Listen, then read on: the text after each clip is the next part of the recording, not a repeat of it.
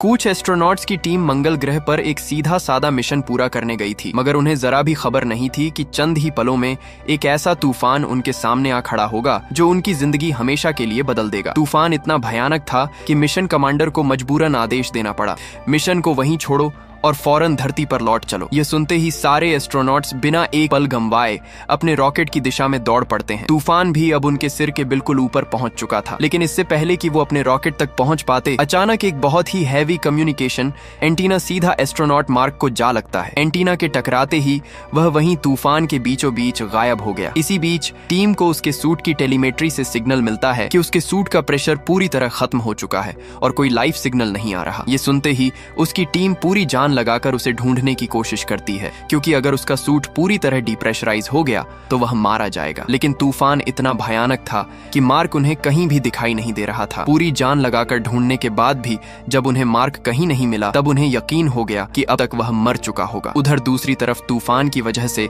उनका रॉकेट भी धीरे धीरे पलटा जा रहा था, और अगर गलती से वो पलट गया तो वे हमेशा के लिए वहीं फंस सकते थे। इसलिए मजबूरन वे मार्क को वहां अकेला छोड़कर हर्मीस स्पेसक्राफ्ट की तरफ निकल जाते हैं ताकि वहां से धरती लौट सके। लेकिन असली कहानी तब शुरू हुई जब तूफान थमने के कुछ घंटों बाद मार्क को एक लो ऑक्सीजन वार्निंग की आवाज सुनकर होश आता है। वह अभी भी जिंदा था, लेकिन अब वो पूरे मंगल ग्रह पर बिल्कुल अकेला फंस चुका था। मार्क दर्द से तड़पता हुआ धीरे धीरे उठने की कोशिश करता है, क्योंकि उस एंटीना का एक टुकड़ा उसके शरीर में घुस गया था और उसके सूट के बायो मॉनिटर को भी तोड़ चुका था। खुशकिस्मती से उस टुकड़े के आसपास खून जम जाने की वजह से उसकी ऑक्सीजन पूरी तरह लीक नहीं हुई थी, इसी वजह से वह अभी भी जिंदा था। दर्द कम करने के लिए उसने किसी तरह उस एंटीना के टुकड़े का अगला हिस्सा तोड़ दिया। जब उसने सामने देखा तो दूर दूर तक किसी इंसान का नामो निशान नहीं था, बस उसके सामने उसका कैंप यानी हैब था, जहां वह और उसके साथी रहते थे। वह तुरंत समझ गया कि उसके बाकी साथी उसे मरा हुआ समझकर निकल गए होंगे। मार्क दर्द से तड़पता हुआ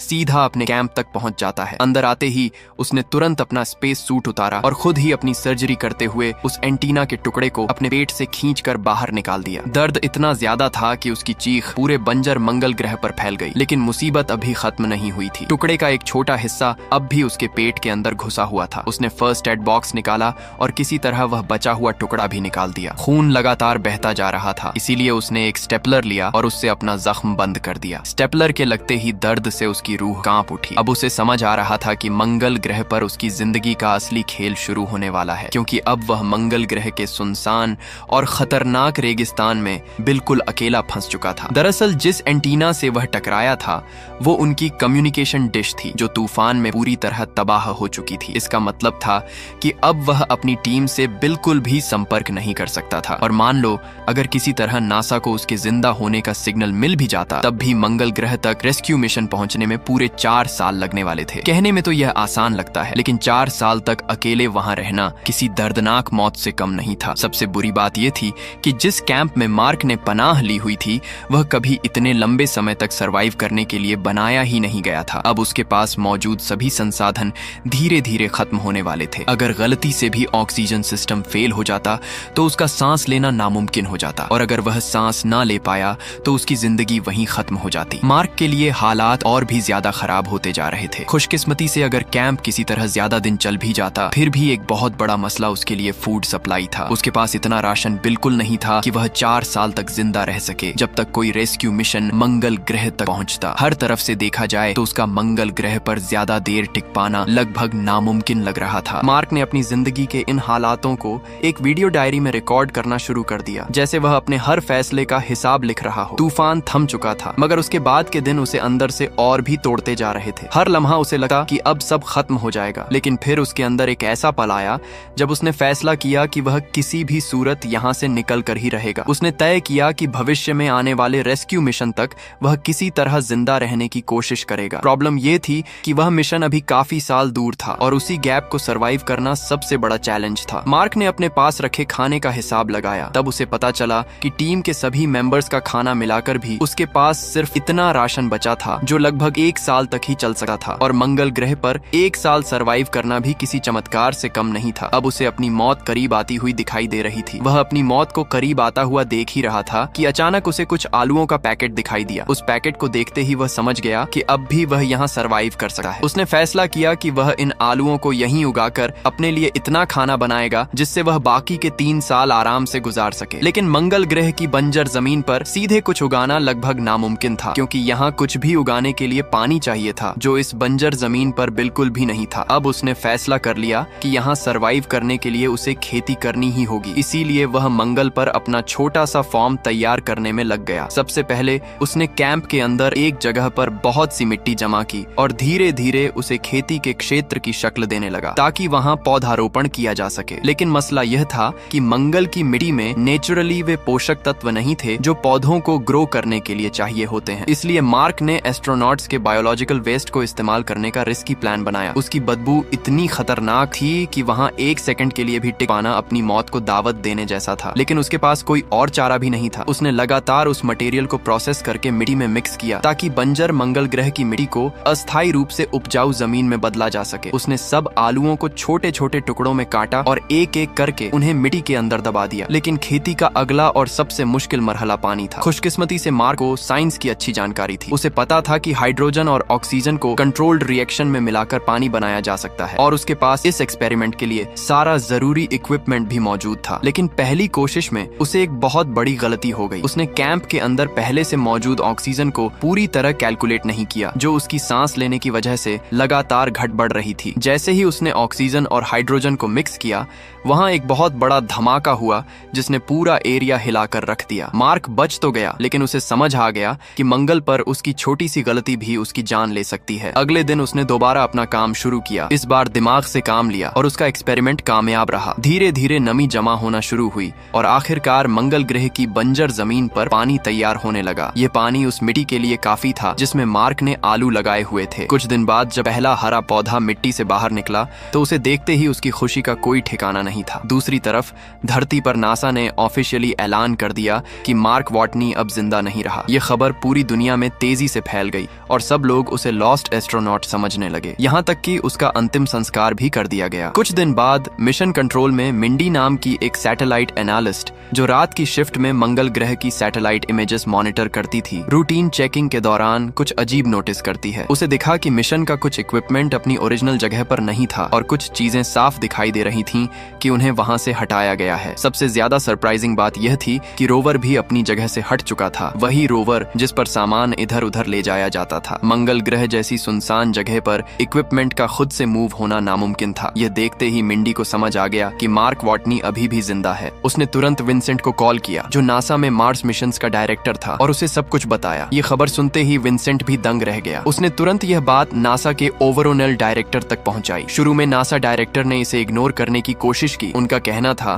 कि शायद मंगल ग्रह पर तूफान की वजह से इक्विपमेंट अपनी जगह से हिले होंगे। लेकिन विंसेंट और मिंडी दोनों को पूरा यकीन था और उन्होंने कहा कि वे 100% यकीन से कह सकते हैं कि मार्क अभी भी जिंदा है और ये सब काम अपने आप होना बिल्कुल नामुमकिन था। ये सुनकर डायरेक्टर को भी मानना पड़ा कि मार्क वाटनी जिंदा है। अब नासा एक नई मुसीबत में फंस चुका था, क्योंकि पूरी दुनिया को पहले ही बता दिया गया था कि मार्क मर चुका है, यहाँ तक कि उसका मेमोरियल भी हो चुका था। अब अचानक मीडिया के सामने सच लाना नासा के लिए बहुत रिस्की हो सकता था। काफी सोचने के बाद उन्होंने फैसला किया कि मीडिया को सब कुछ बता दिया जाएगा, लेकिन स्पेसक्राफ्ट में धरती की तरफ लौट रहे बाकी क्रू मेंबर्स को अभी कुछ नहीं बताया जाएगा। नासा को डर था कि अगर उन्हें पता चला कि मार्क जिंदा है और वे उसे मंगल ग्रह पर अकेला छोड़ आए तो वे दुख और अपराध बोध में आकर कुछ गलत न कर बैठे। दूसरी तरफ मंगल ग्रह पर मार्क को अकेले रहते हुए अब पूरे 70 दिन गुजर चुके थे। अब तक वह खाने और पानी का अस्थायी हल निकाल चुका था, लेकिन अब उसके सामने सबसे बड़ा सवाल यह था कि मंगल ग्रह की इस सुनसान जमीन से बाहर निकला कैसे जाए। मार्क को अच्छी तरह पता था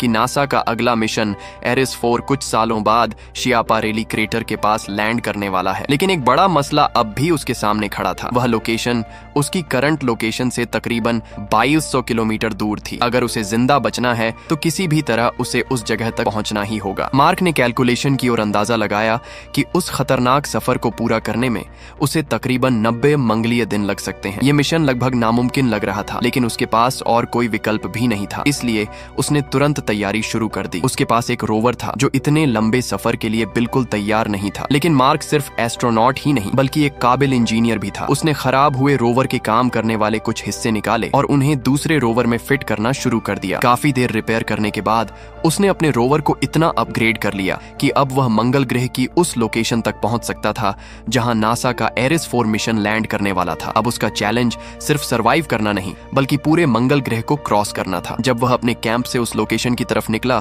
तब मंगल ग्रह पर रात के वक्त तापमान इतना ज्यादा गिर जाता था कि इंसान कुछ ही देर में जम सकता था। अगर उसने इसका हल ना निकाला तो वह 90 दिन क्या एक दिन भी टिक नहीं पाएगा। तभी उसके दिमाग में एक और खतरनाक आइडिया आया। उसकी टीम मंगल ग्रह पर आते ही एक न्यूक्लियर पावर सोर्स यानी आरटीजी को जमीन में दबा कर गई थी ताकि वह सेफली एनर्जी प्रोवाइड करता रहे। ये डिवाइस बेहद पावरफुल था, लेकिन अगर थोड़ा सा भी डैमेज हो जाता तो उससे निकलने वाली रेडिएशन किसी भी इंसान के लिए दर्दनाक मौत साबित हो सकती थी। रिस्क बहुत बड़ा था, लेकिन मार्क के पास और कोई रास्ता भी नहीं था। उसने उस आरटीजी को जमीन से निकाला और अपने रोवर के साथ अटैच कर दिया। अब उस पावर सोर्स से निकलने वाली हीट उसके रोवर को जमा देने वाले तापमान से बचाने लगी, जिससे अब वह अपना सफर जारी रख सकता था। दूसरी तरफ धरती पर भी नासा मार्क को बचाने के लिए अपनी पूरी जान लगा रहा था। उन्होंने जेट प्रोपल्शन लैबोरेटरी को इमरजेंसी मिशन तैयार करने का ऑर्डर दे दिया, एक ऐसा प्रोब जो मंगल ग्रह तक सप्लाई पहुंचा सके। प्रॉब्लम यह थी कि नॉर्मली ऐसे स्पेसक्राफ्ट को रेडी करने में कई महीने, कभी कभी तो 1 साल तक लग जाते हैं, लेकिन अब उनके पास वक्त बहुत कम था। नासा का पूरा रेस्क्यू प्लान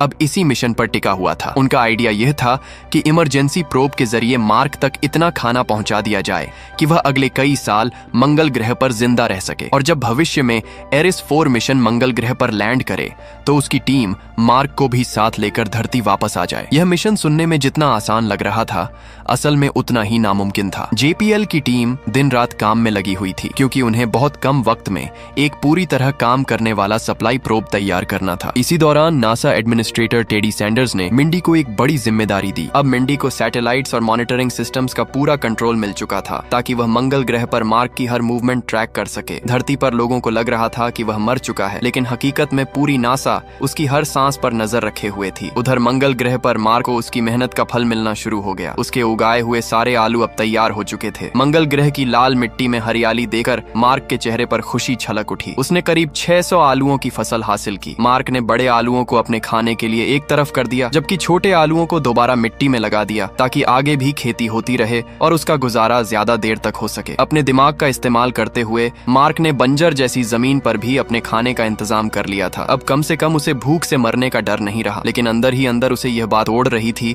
कि अगर उसका नासा से कोई कांटेक्ट ना हो सका तो इतने दिन सरवाइव करना बेकार जा सकता था। मंगल ग्रह जैसे सुनसान प्लेनेट पर कम्युनिकेशन सिस्टम ढूंढना लगभग नामुमकिन था, लेकिन मार्क हार मानने वालों में से नहीं था। काफी सोचने के बाद उसे एक आइडिया आया। वह बिना वक्त गंवाए अपने रोवर में बैठा और मंगल ग्रह की एक खतरनाक जगह की तरफ निकल पड़ा, जो उसके कैंप से करीब 1 महीने की दूरी पर थी। उधर धरती पर सैटेलाइट्स के जरिए उसकी हर मूवमेंट मॉनिटर की जा रही थी। मिंडी और विंसेंट दोनों दंग रह गए। उन्हें समझ नहीं आ रहा था कि मार्क अपने कैंप को छोड़कर इतनी दूर क्यों जा रहा है। दिन गुजरते गए और मार्क लगातार एक ही दिशा में आगे बढ़ता रहा। मंगल ग्रह की सुनसान जमीन पर उसका यह खतरनाक सफर कई दिनों तक जारी रहा। जैसे जैसे वह आगे बढ़ता गया, नासा की पूरी टीम के अंदर बेचैनी और भी बढ़ने लगी। कोई भी यह नहीं समझ पा रहा था कि मार्क आखिर कर क्या रहा है। इसी बीच अचानक विंसेंट को कुछ याद आ गया। उसने तुरंत मंगल ग्रह के मैप पर मार्क का पूरा रूट ट्रेस किया तो उसे पता चला कि मार्क असल में एक पुराने प्रोब पाथफाइंडर की तरफ जा रहा है। यह वही रोबोटिक लैंडर था जिसे नासा ने कई साल पहले मंगल ग्रह पर भेजा था, ताकि वह वहां की मिट्टी और जमीन का सारा डेटा कलेक्ट कर सके। मिशन पहले तो कामयाब रहा, लेकिन कुछ सालों बाद उससे धरती का संपर्क हमेशा के लिए टूट गया और वह वहीं मंगल की जमीन पर पड़ा रह गया। तब से वह पाथफाइंडर मंगल ग्रह की मिट्टी में कहीं पड़ा हुआ था। इसीलिए मार्क उसे ढूंढने के लिए निकला था, क्योंकि वही उसे नासा की टीम से कांटेक्ट करवा सकता था। काफी खोजने के बाद आखिरकार उसने मंगल ग्रह की मिट्टी में दबा हुआ पाथफाइंडर निकाल ही लिया। विंसेंट का अंदाजा बिल्कुल सही साबित हुआ, लेकिन एक और चैलेंज अभी बाकी था। कम्युनिकेशन तभी पॉसिबल होती अगर नासा के पास धरती पर उस सिस्टम का वही मॉडल मौजूद होता। विंसेंट बिना देर किए कैलिफोर्निया में मौजूद जेपीएल की तरफ निकल पड़ा, क्योंकि अब सालों पुरानी टेक्नोलॉजी ही मार्क और धरती के दरमियान इकलौता कनेक्शन बन सकती थी। खुशकिस्मती से जेपीएल में उस पाथफाइंडर का बचा हुआ मॉडल अब भी सुरक्षित पड़ा हुआ था। विंसेंट ने तुरंत उन वैज्ञानिकों को बुलाया जो सालों पहले इसी पाथफाइंडर मिशन पर काम कर चुके थे। अब असली खेल शुरू हो चुका था। उधर मंगल ग्रह पर मार्क ने पाथफाइंडर की डेड बैटरी निकाली और उसे अपने कैंप के पावर सोर्स से कनेक्ट कर दिया। जैसे ही उसने कनेक्शन जोड़ा, खुशकिस्मती से वह काम करने लगा। जैसे ही मार्क ने उस पाथफाइंडर का एंटीना धरती की तरफ घुमाया, जेपीएल में पड़े पुराने मॉडल को तुरंत सिग्नल मिल गया। पूरी टीम ने जैसे ही उस पाथफाइंडर को दोबारा काम करता हुआ देखा, उनकी खुशी का कोई ठिकाना नहीं रहा। एक ऐसा स्पेसक्राफ्ट जिससे सालों पहले कॉन्टैक्ट टूट चुका था, वह आज दोबारा जिंदा हो गया था। जब टीम ने पाथफाइंडर को कमांड्स भेजनी शुरू की तो मंगल ग्रह पर पड़े पाथफाइंडर का कैमरा ऑटोमेटिक ऑन हो गया। कैमरे को हिलते देखकर मार्क तुरंत समझ गया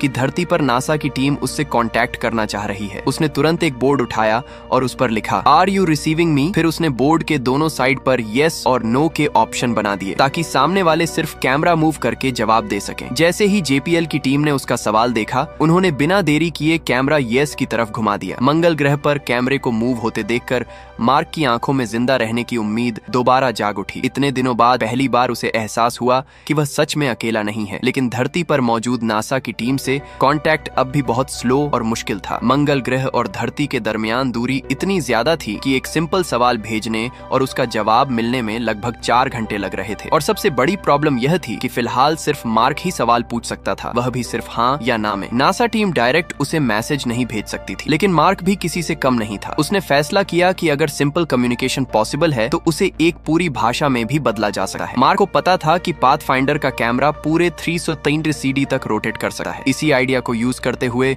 उसने एक कम्युनिकेशन सिस्टम बनाया। उसने हेक्साडेसिमल नंबरिंग मेथड चुना, क्योंकि हेक्साडेसिमल वैल्यूज को ASCII कोड्स में कन्वर्ट करके लेटर्स और वर्ड्स बनाए जा सकते थे। धरती पर विंसेंट और उसकी टीम ने भी पाथफाइंडर के चारों तरफ हेक्साडेसिमल सिंबल्स लगा दिए ताकि कैमरा मूवमेंट्स के जरिए मैसेजेस एक्सचेंज किए जा सकें। अब धीरे धीरे मंगल ग्रह और धरती के दरमियान एक साधारण भाषा तैयार होने लगी थी, लेकिन यह तरीका अब भी बहुत स्लो था। एक साधारण सा मैसेज भेजने में भी काफी वक्त लग जाता था। इसलिए नासा के साइंटिस्ट्स ने मार्क को कुछ स्पेशल कोड्स भेजे। उन कोड्स की मदद से उसने अपने रोवर को पाथफाइंडर सिस्टम के साथ कनेक्ट कर दिया, जिससे अब वह अपने कंप्यूटर से डायरेक्ट टेक्स्ट मैसेजेस भेज सकता था, जो पहले के मुकाबले कहीं ज्यादा तेज था। नासा ने उसे मैसेज भेजा कि रेस्क्यू ऑपरेशन शुरू हो चुका है और सबसे पहले उसके लिए ज्यादा से ज्यादा खाने पीने की चीजें भेजी जाएंगी, ताकि जब तक नासा की टीम दोबारा मंगल ग्रह तक पहुंचे तब तक वह खाना उसके काम आ सके। यह मैसेज पढ़ते ही उसके अंदर एक नई उम्मीद जाग उठी। अब पहली बार उसे लग रहा था कि शायद वह वाकई यहाँ से जिंदा वापस जा सके। फिर उसने नासा की टीम से एक सवाल किया, क्या मेरे सब साथियों को पता है कि मैं जिंदा हूँ? नासा का जवाब ना में था। ये सुनते ही उसके अंदर का गुस्सा फूट पड़ा, क्योंकि उसके अपने क्रू को अब तक सच नहीं बताया गया था। लेकिन अब जब बातचीत हो चुकी थी तो नासा ने फाइनली हर्मीस स्पेसक्राफ्ट में धरती की तरफ लौट रहे सभी क्रू मेंबर्स को भी यह हैरान कर देने वाली खबर देने का फैसला कर लिया। जैसे ही उन्हें पता चला कि मार्क अभी भी मंगल ग्रह पर जिंदा है, पूरी टीम सदमे में आ गई। एक तरफ वे उसके बचने की खबर से खुश थे, लेकिन दूसरी तरफ यह पछतावा भी उन्हें अंदर से खाए जा रहा था कि वे उसे अकेला छोड़कर आ गए। उधर मंगल ग्रह पर मार्क हर दिन की खबर नासा को भेजता रहता। कुछ वक्त तक सब कुछ ठीक चल रहा था। उसकी आलू की फसल भी अच्छी थी और लग रहा था कि मार्क यहाँ उतने साल आसानी से गुजार सकता है जब तक नासा का अगला मिशन यहाँ तक नहीं पहुँच जाता। लेकिन किस्मत एक बार फिर पलटा खाने वाली थी। एक रात अचानक सब कुछ बदल गया। कैंप का एयरलॉक बहुत ज्यादा इस्तेमाल होने की वजह से बेहद कमजोर पड़ चुका था और अचानक एक बहुत बड़े धमाके के साथ वह फट गया। धमाका इतना खतरनाक था कि मार्क हवा की तरह उड़ता हुआ सीधा दूर जा गिरा। गिरने की वजह से उसके हेलमेट में क्रैक आ गया। मंगल ग्रह का माहौल इतना जानलेवा था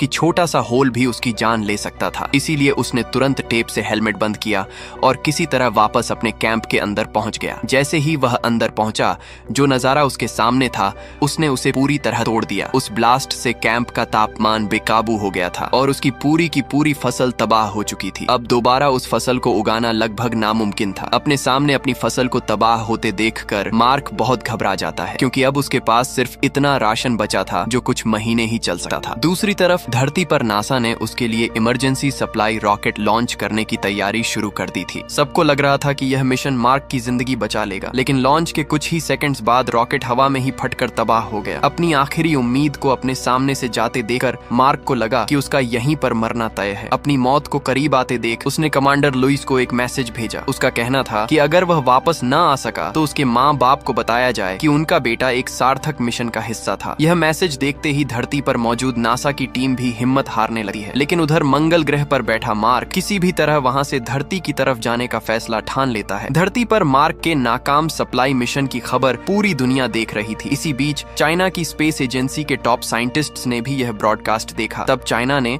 इंसानियत के नाम पर नासा की मदद करने का फैसला किया और उन्होंने नासा को अपना एक पावरफुल रॉकेट दे दिया ताकि रेस्क्यू मिशन को एक और मौका मिल सके। अब नासा के पास उम्मीद की एक नई किरण थी। अगर वे इस बार भी नाकाम रहे तो मार्क की जिंदगी हमेशा के लिए खत्म होने वाली थी। इसी बीच असली एंट्री होती है रिच पर्नेल की, एक ब्रिलियंट एस्ट्रोडायनामिक्स एक्सपर्ट। उसने एक ऐसा प्लान बनाया जो सुनने में लगभग नामुमकिन लग रहा था, लेकिन साइंटिफिकली जीनियस था। इस स्ट्रेटेजी को बाद में रिच पर्नेल मनूवर का नाम दे दिया गया। उसका प्लान यह था कि हर्मीस स्पेसक्राफ्ट को धरती पर लैंड करवाने के बजाय धरती की ग्रेविटी को गुलेल की तरह यूज किया जाए, यानी स्पेसशिप धरती के पास से हाई स्पीड पर गुजरते हुए ग्रेविटी बूस्ट ले और सीधा दोबारा मंगल ग्रह की तरफ मुड़ जाए। यह मिशन बेहद खतरनाक था। अगर इसमें छोटी सी भी गलती हो गई तो पूरा क्रू हमेशा के लिए स्पेस में खो सकता था। नासा के एडमिनिस्ट्रेटर टेडी सैंडर्स को रिच पर्नेल का प्लान बहुत ज्यादा खतरनाक लगा, इसलिए उन्होंने उसे रिजेक्ट कर दिया। लेकिन हर्मीस के फ्लाइट डायरेक्टर मिच हेंडरसन को लग रहा था कि यही मार्क को बचाने का आखिरी चांस है। जब किसी ने उसकी बात नहीं सुनी तो उसने नासा मैनेजमेंट से छुपाकर पूरा प्लान सीधे हर्मीस के क्रू मेंबर्स तक पहुंचा दिया। अब पूरी गेम क्रू के हाथ में थी। या तो वे सुरक्षित धरती वापस लौट जाते या फिर अपनी जान खतरे में डालकर एक और बहुत लंबा मिशन शुरू करते, सिर्फ अपने दोस्त को बचाने के लिए। कुछ देर सोचने के बाद पूरी टीम ने एकमत होकर यह फैसला लिया कि वे किसी भी सूरत मार्क को अकेला छोड़कर वापस धरती पर नहीं जाएंगे। उधर मंगल ग्रह पर मार्क भी अपने काम में लगा था। उसे करीब 90 मंगलीय दिनों का खतरनाक सफर करके शियापारेली क्रेटर के पास रखे उस MAV तक पहुंचना था, जो भविष्य के एरिस 4 मिशन के लिए पहले से ही मंगल ग्रह पर रखा गया था। यह उसके पास यहाँ से धरती की तरफ जिंदा जाने का आखिरी मौका था, इसलिए उसने अपने पास बचे थोड़े से आलू खाकर ही अपना वह खतरनाक सफर शुरू कर दिया। कई दिनों के जानलेवा सफर के बाद आखिरकार वह उस MAV तक पहुंच ही गया। लेकिन एक बार फिर नई मुसीबत आ खड़ी हुई। MAV को इतना हल्का बनाना जरूरी था कि वह मंगल की ऑर्बिट तक पहुंच सके। नासा ने उसे तुरंत कहा कि रॉकेट से सारी गैर जरूरी चीजें निकाल दी जाएं। इसका मतलब था कि मार्क को असल में एक बिना छत वाले खुले रॉकेट में लॉन्च होना था, जो देखने में किसी जुगाड़ मशीन जैसा लग रहा था। दूसरी तरफ हर्मीस स्पेसक्राफ्ट मंगल ग्रह की ऑर्बिट में पहले ही पहुंच चुका था और सबकी नजरें मार्क के लॉन्च पर लगी हुई थी। जैसे ही मार्क ने अपना MAV लॉन्च किया, रॉकेट बहुत तेजी से ऊपर उठने लगा, लेकिन लॉन्च के प्रेशर को उस MAV की नोक पर लगी त्रिपाल सह नहीं सकी और वह वहीं फट गई। अचानक आए इस प्रेशर की वजह से मार्क बेहोश हो गया। खुशकिस्मती से MAV कामयाबी से मंगल ग्रह की ऑर्बिट में एंटर कर गया, लेकिन एक बार फिर एक बहुत बड़ी मुसीबत ठीक उसके सामने आ खड़ी हुई। हर्मीस और मार्क के MAV के दरमियान अब भी तकरीबन 68 किलोमीटर का फासला था। इतनी दूरी से डायरेक्ट रेस्क्यू करना नामुमकिन लग रहा था। यह देखते ही कमांडर लुइस ने तुरंत हर्मीस के सभी इंजन एक्टिवेट करने का आर्डर दिया। क्रू ने थ्रस्टर्स यूज करके हर्मीस को मैक्सिमम स्पीड से MAV के करीब लाना शुरू किया। दूसरी तरफ मार्क को जैसे ही होश आया, उसकी आवाज सभी क्रू मेंबर्स तक पहुंची, जिसे सुनते ही पूरी टीम की जान में जान आ गई। अब उन्हें लगा कि मिशन पूरा होने वाला है, लेकिन खतरा अब भी खत्म नहीं हुआ था। हर्मीस और MAV की ऑर्बिटल स्पीड में अब भी काफी फर्क था, लगभग 42 मीटर प्रति सेकंड। स्पेस में यह छोटा सा नंबर भी बेहद खतरनाक होता है। अगर उन्होंने दोनों स्पेसक्राफ्ट की स्पीड को बराबर नहीं किया तो मार्क को सुरक्षित अपने पास लाना नामुमकिन हो जाता। लेकिन हर्मीस के लिए एक और मुसीबत खड़ी थी। अगर वे दोबारा सब इंजन फुल पावर पर ऑन करते तो उनके पास धरती वापस लौटने के लिए जरूरी फ्यूल नहीं बचता। हालात अब लगभग नामुमकिन लग रहे थे। तब कमांडर लुइस ने एक और बेहद खतरनाक फैसला लिया। उन्होंने हर्मीस के अंदर की हवा को जानबूझकर बाहर छोड़ने का प्लान बनाया, ताकि उस एक्सप्लोसिव डिकम्प्रेशन के धक्के से स्पेसशिप की स्पीड और दिशा थोड़ी एडजस्ट हो सके। यह प्लान बेहद रिस्की था, लेकिन अब उनके पास और कोई ऑप्शन भी नहीं था। इस मनूवर के बाद हर्मीस मार्क के काफी करीब आ गया, लेकिन अब भी उनके दरमियान खतरनाक दूरी बाकी थी। ये देखते ही मार्क ने अपनी जिंदगी का सबसे बड़ा और सबसे खतरनाक फैसला लिया। उसने अपने स्पेस सूट के ग्लव में एक छोटा सा होल बनाया और उससे निकलती हुई हवा के प्रेशर को इस्तेमाल करते हुए वह उड़ता हुआ स्पेस में हर्मीस की तरफ बढ़ने लगा। उधर कमांडर लुइस भी रस्सी के साथ उसे पकड़ने के लिए आगे बढ़ रही थी। जैसे ही मार्क उनके पास आया, बदकिस्मती से वे उसे सीधे पकड़ नहीं पाई, लेकिन किसी तरह मार्क ने उनकी रस्सी पकड़ ली और दोनों एक दूसरे के करीब आ पहुंचे। आखिरकार क्रू ने उसे खींचकर हर्मीस के अंदर ले लिया। उस एक लम्हे पर सिर्फ हर्मीस का क्रू ही नहीं, बल्कि पूरी धरती खुशी से गूंज उठी। सैकड़ों मंगलीय दिनों तक लाल ग्रह पर अकेले जूझने के बाद मार्क वॉटनी आखिरकार अपने साथियों के पास वापस आ ही गया, और यही द मार्शन की कहानी का सबसे यादगार लम्हा था।